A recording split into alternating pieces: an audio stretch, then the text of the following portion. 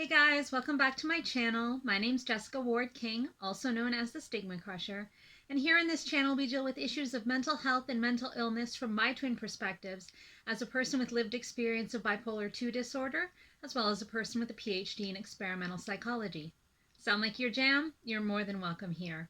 Please remember to hit subscribe, and if you'd like to be notified each and every week when I post, hit that notifications bell as well. Remember to like and share widely. We'd love to add people to our community here. And with that, I guess it's time to start stigma crushing for this week. Recovery. This is a topic that has been growing in the mental health and mental illness community for better part of 5 decades now. And it's a little bit different depending on who you ask and depending on where you look and depending on really what your idea of recovery is. But recovery in the mental health space is an actual movement that is based on the ideas that the person living with mental illness has to have a sense of agency and control over their own lives in order to live a life that's full and meaningful to them. The Substance Abuse and Mental Health Services Administration in the United States defines recovery as, and let me quote, a process of change through which individuals improve their health and wellness, live a self-directed life, and strive to reach their full potential. And they have 4 basic premises to this. One is health, so that physical and mental health need to be a priority of the person, and they need to do everything they can to live a healthy life.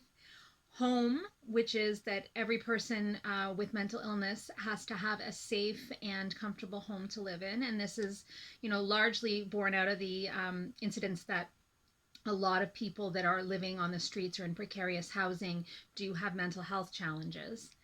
Purpose, so having a sense of purpose in life, and that can be through routines, the simple routine of living, of getting up, going to volunteering or work or school or whatever that looks like for a certain person, and living a life that's full of purpose and meaning for themselves. And lastly, community. So the idea that people with mental health struggles and mental illness are very often stigmatized and very often forced out of community, and that in order to live a life that is meaningful, purposeful, comfortable, happy, there needs to be a sense of community surrounding that person. And that's from the mental health providers community, that's from the person's family, from friends, from church, from other members of their general community. Now, recovery, let me just stop there and say recovery is not thought to be an end point. So when I say I am living in recovery with mental illness, it doesn't mean I am quote unquote recovered. It doesn't mean that I am better, all better, cured, fixed. That's not at all what the idea is. The idea rather is for people that have acute mental illness, as well as for people with a more chronic course of mental illness, that you can live in such a way that you identify yourself as being in this recovery model. So as having a stable home, a purpose, your mental and physical health as best you can, and a community around you.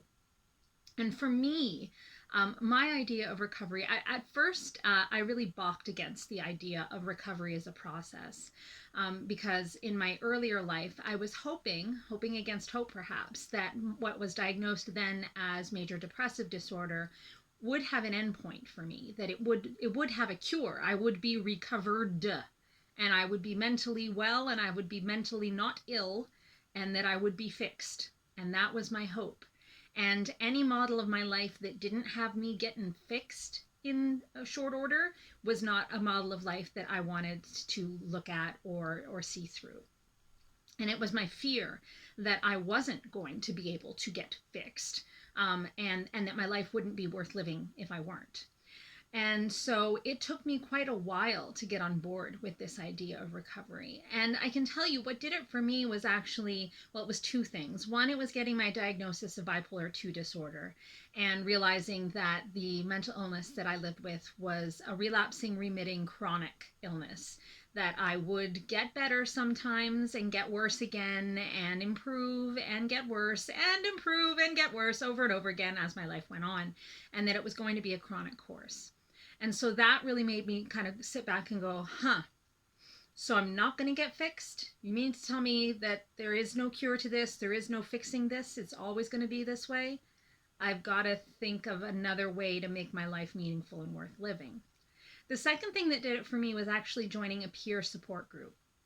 And in that peer group, I met other people who were living with chronic, relapsing, remitting illnesses, with personality disorders that are almost by definition chronic, and the just disorders that people have to learn to live with and have to learn somehow to have a meaningful life with. And I saw some of those people in my first peer support group living in what they call this recovery model. And that's what really convinced me to take a good look at it. So the recovery model is very much individual based. It is not a model that is the same for anyone, let alone for everyone. What it looks like to be in recovery for me is very, very different to what it looks like for you or for anyone else. It's also a strengths-based model. So while the medical model of illness basically by definition says that an illness is based on certain things that a person cannot do with their health the way that it is, this recovery model is much more based on what the strengths are. So not what the bad symptoms are, but what can a person do? What does a person bring to their life that nobody else brings, that individual really has a strength in? And so for some folks, that might be that they're an excellent mother or father. It could be that they're excellent at work. It could be that they have a real strength in comforting and communicating with others. It could be literally anything. And it's encouraging the person to find those strengths in themselves and not focus so much on their deficits, which especially early in experience of mental illness is really a big focus, is what you can't do, what you can't do anymore, what you used to be able to do and you no longer can, what you thought you would be able to do but now you can't. And I know for me that was a huge factor. My narrative was full of, well, now that I'm like this, I can't. Now that I'm like this, I will never. And instead being able to turn to a model that was more strengths-based, I was able to actually kind of repurpose my education, repurpose my life course, to say, you know what, this is someplace I really can contribute to my life and to the lives of others. And it's, out of which was born this YouTube channel. What's some way that I can use my education, my lived experience, my own, powers of observation to actually contribute in a meaningful way to my community and my society. Another thing that I really wanted to focus on is that it's hope-based. Now that's another place where I have always had trouble, because my depression is very much based on hopelessness and the idea that, there is no hope in my mental illness. And my mind will tell me lies all the time, like, it's always going to be this way, it's never going to get any better. If you saw the last video, you know that that's a feature of hopelessness cognitions. And that, that it is hopeless, that the things I can't do are what define me. And having this recovery model that is so hope-based, that is so much saying that, you can live the life that you're proud of, the life that you want. Maybe not the life that you thought you wanted or that you used to think about, but a life that's very much fulfilled and very much meaningful, despite, or perhaps because of, the experiences that you have as a person living with mental illness or mental health disorder. But there are some problems with the recovery model, and the main one tends to be that it is very hard to measure. Because it is so individual, because it is so unique, strengths-based, hope-based, having any bit of kind of recovery of hope in your life, recovery of purpose in your life, of focusing on your health, both mental and physical, is the strength of the recovery model. But how do you measure something that is just an incremental improvement? Because the recovery model does not end in a recovered state, it's really difficult to put numbers or to put metrics to, has this model helped? Now, there have been some successes in that, in turning in this recovery model into something that is measurable and is scientific. And let's take a look at those now. One model that has been extensively used and adapted to a bunch of different cultures is the WRAP model, or the Wellness Recovery Action Plan model. And it's based on this recovery model that I've mentioned is based in hope and is based in individual strengths and unique circumstances.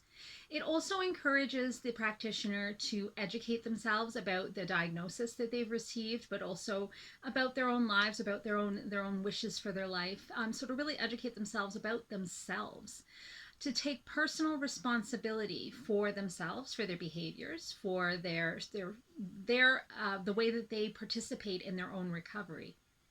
That's really a huge feature, is that the person that is living a recovery model, the idea at least, is that they try not to rely solely on medical practitioners, psychologists, psychiatrists, social workers to direct and tell them what to do in their recovery, but that they take their own personal responsibility for their own recovery, for their own lives.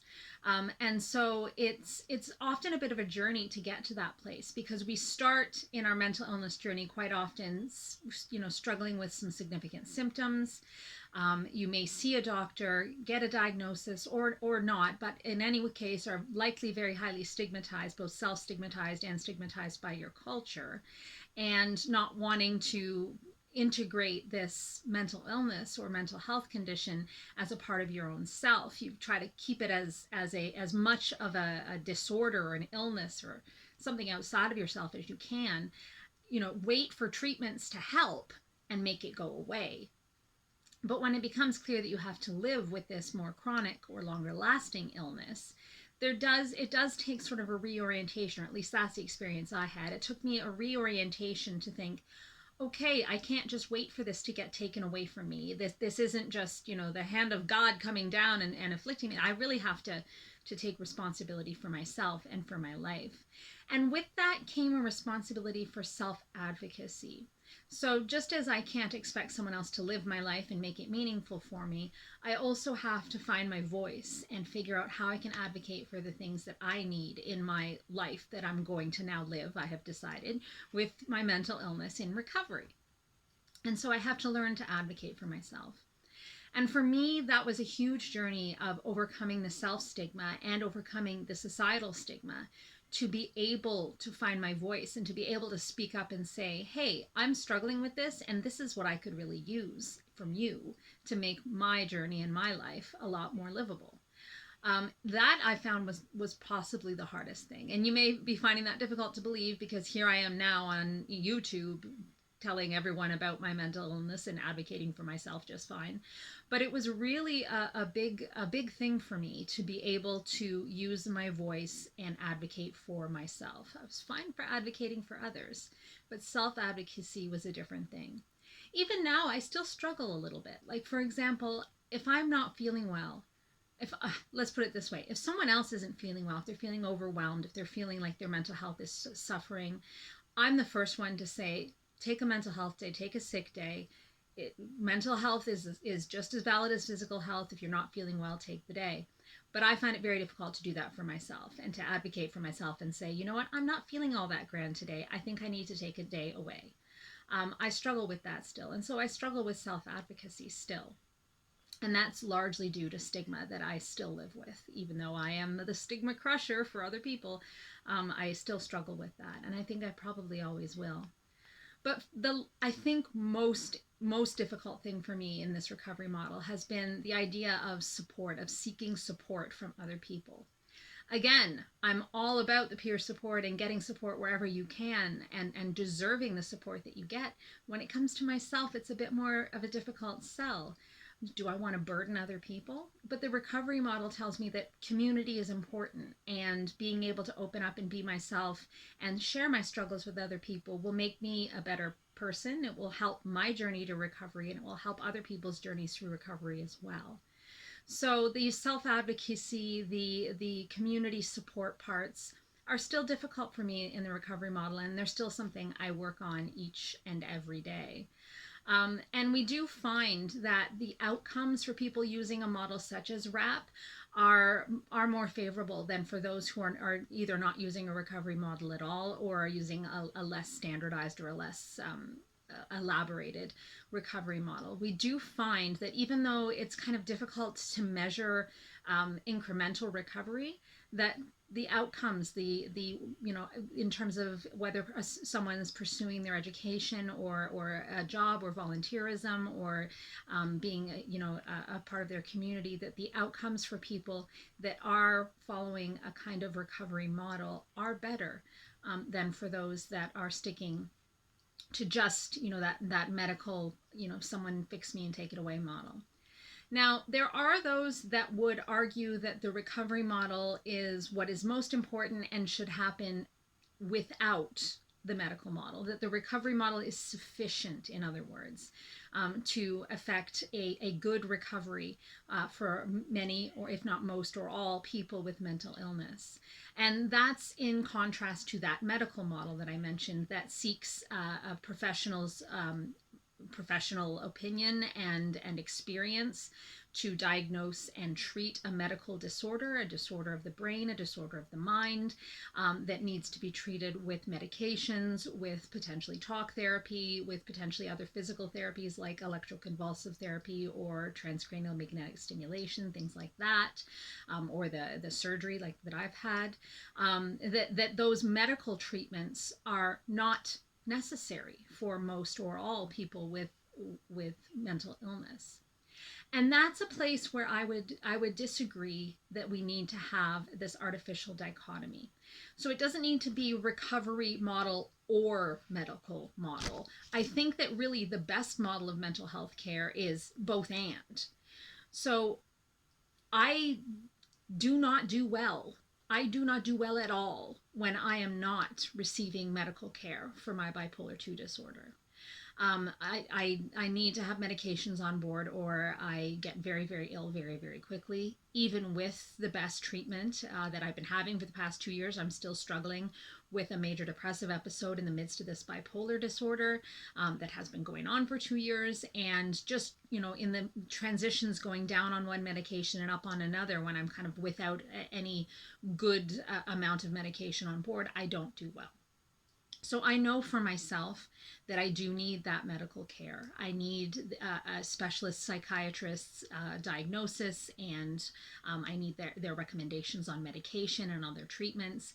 And for me, being without that medical model leaves me adrift and leaves me very, very unwell. However, I also note that before I had the recovery model in mind, and even while I still struggle with parts of it, I noticed that I was expecting the hand of God or something to come down, swoop down and fix me and save me from this.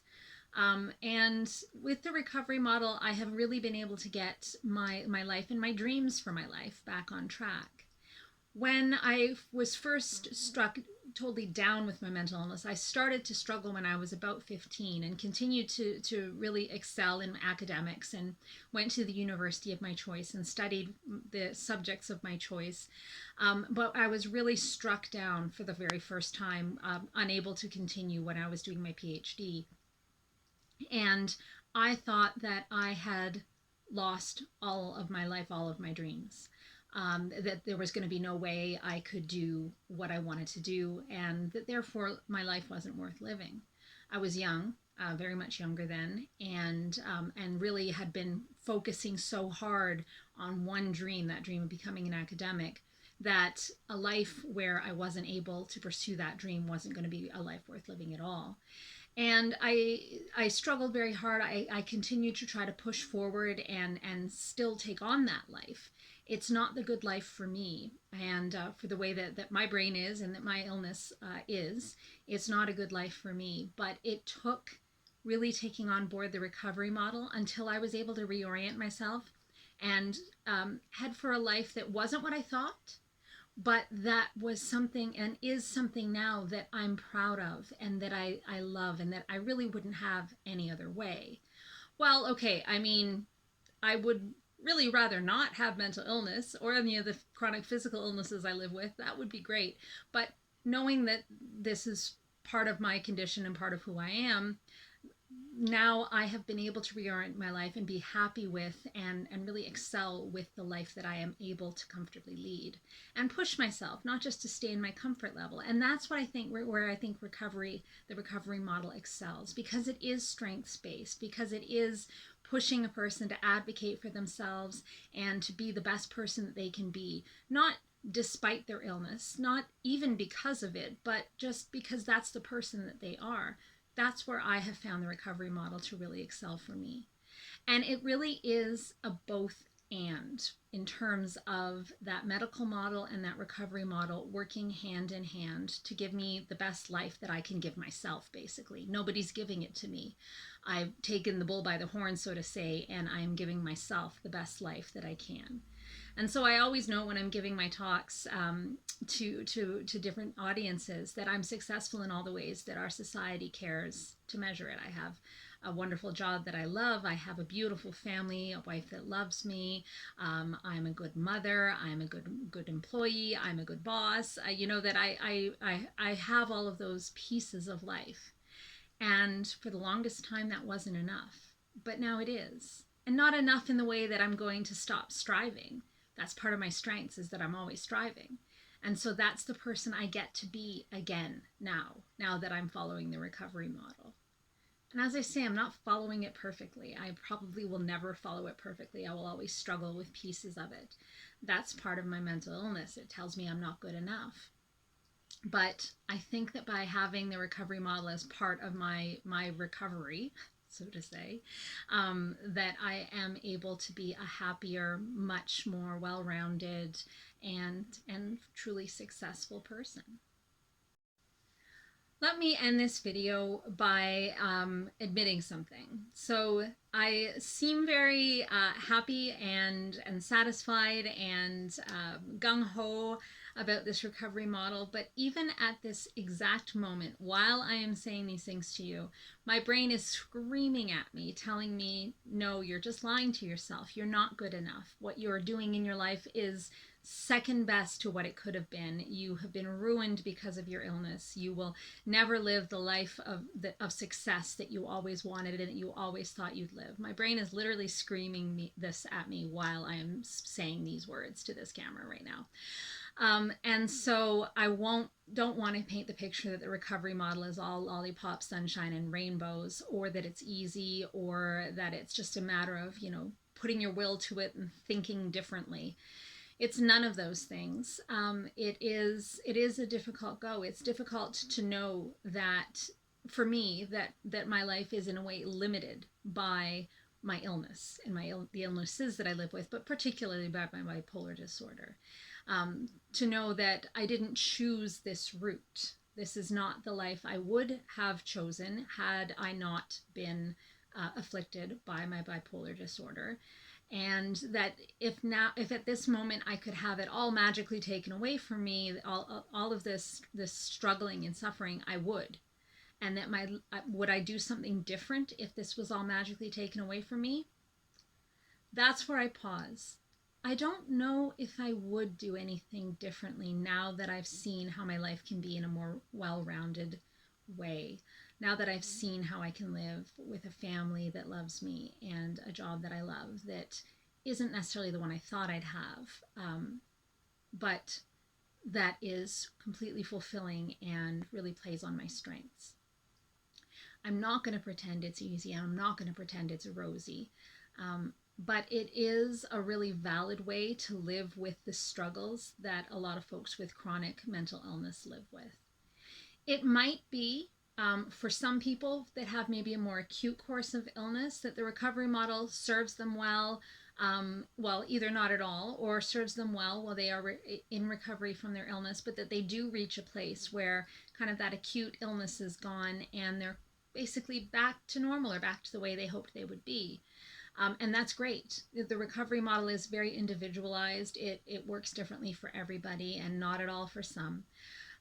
But I guess what my point is here. I'm not meaning to backtrack on everything I've just said. My point is that my life is much more livable and much more meaningful living with this recovery model, with this focus on my strengths and self advocacy and education and community. And that I've really grown as a person as a result of pursuing this recovery model. I've really grown as a peer supporter. I've really grown as an advocate for mental health and mental illness. And I've really grown as a patient, really, as well as a person that struggles with mental illness. And I think that the skills and the approach to my life that the recovery model has taught me does suit me and does serve me very well in the life that I am leading and will continue to lead. Chances are I will vacillate and flip flop between feeling like the recovery model is working for me and not, depending on where my illness is at and what my brain is telling me. But I guess what I'm wanting to say is that it's worth it. And so if you are one that is struggling, or you know someone who is, and you haven't heard of the recovery model, worth it to just look it up or ask your mental health professional. It's not a niche thing. It's certainly something that's reachable by most patients, most people that are living with mental illness. It's definitely something you can educate yourself about and start to pursue. And for me, it has been and will continue to be worth it. And so I will continue to pursue it and continue to practice, literally practice, try to get better at it, and also practice it in the sense of, continuing to follow the model and follow the road to recovery, knowing that I will never get to a final destination of recovered, but will always be on this road. So that's all I wanted to talk about today. Next week, I just recently saw the new Matrix movie, The Matrix Resurrections, and I will give you a spoiler alert now. And again, next week we're going to talk a little bit about the movie and its relationship to anti-psychiatry. So I'm really looking forward to that one. So definitely join me next week for that video. And in the meantime, if you have any insights into the recovery model, maybe some that'll help me follow it a little bit better and practice it a little bit more, or if you have any questions, for sure, put them in the comments down below. Let us know how you're living recovery and what has worked for you. Okay, that's it, guys. Take care. Bye. Stigma Crusher.